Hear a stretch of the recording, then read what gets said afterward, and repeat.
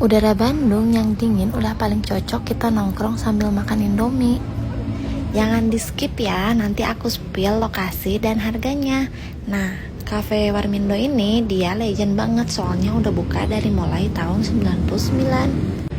Area untuk nongkrongnya luas ya, kalian bisa nongkrong bersama teman dan keluarga kalian. Yang gongnya lagi, kafe ini tuh buka sampai larut malam karena semakin malam semakin ramai. Untuk harganya tuh masih affordable banget ya, mulai dari 12 ribuan aja.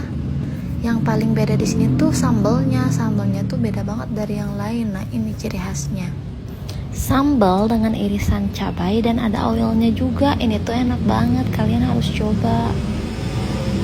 Dijamin kalian pasti ketagihan. Dan untuk pisang kejunya juga ya, dia tuh kejunya tuh melimpah banget. Untuk lokasinya ada di depan Living Plaza Dago.